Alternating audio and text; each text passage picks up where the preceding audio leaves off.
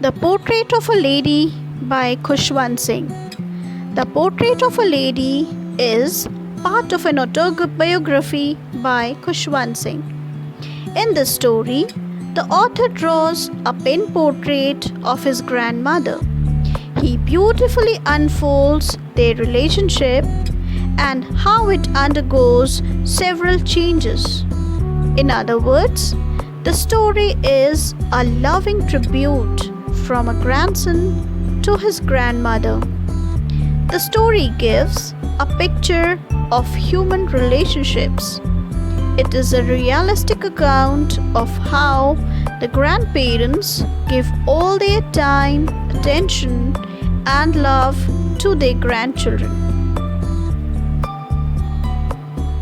The author recalls his grandmother as a very old lady. For the 20 years that the author had known his grandmother, he had found her old and wrinkled. It was hard for him to believe that she had once been young and pretty and she had a husband. Khushwant Singh's grandfather's portrait hung on the wall of the drawing room. He wore a big turban. His clothes were loose.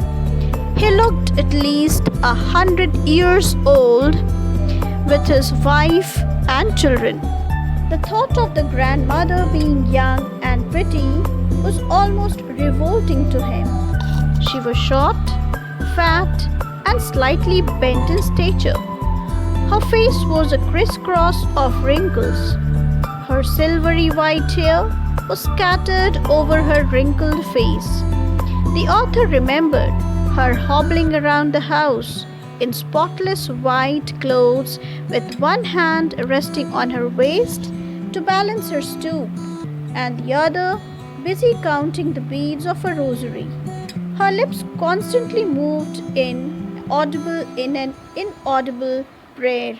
To the author, she could never have been pretty, but she reflected a divine beauty.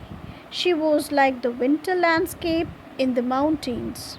She always wore white and was as peaceful and calm a sight as snow-covered mountains in winter.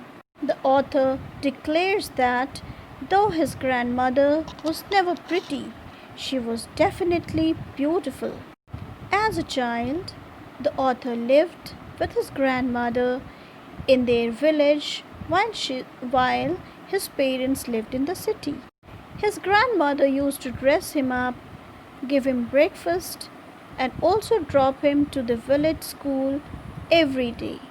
While he learned the alphabet in his class, she read scriptures in the temple attached to his school. After school, they walked back home together, feeding the village dogs. Things, however, began to change when the author's parents brought them to live in the city. In the city, there were no stray dogs to feed. Though he shared a room with his grandmother, the author went to school by bus and studied modern subjects. This, coupled with the fact that the school had no religious instructions, this made her unhappy. She was also aghast to hear that they taught music at school. In her opinion, music was only for beggars or dancing girls. Later, when the author started going to the university, he was given a separate room in his house. This comprehensively snapped whatever remained of their friendship.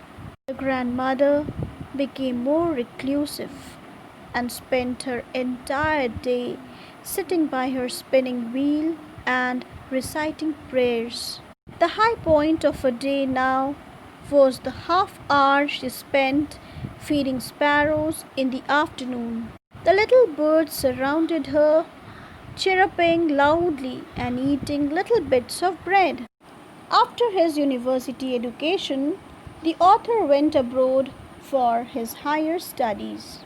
Contrary to the author's expectation, she She remained unemotional and just kissed him on his forehead when she saw him off. Given her age, the author was unsure if he would see her again.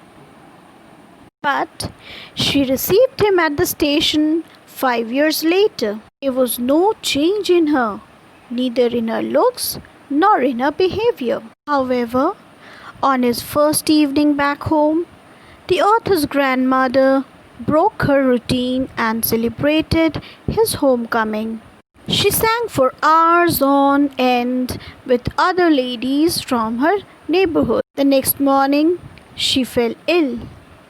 While the doctors assured the family that she would be better soon, the old lady declared that those were her last hours.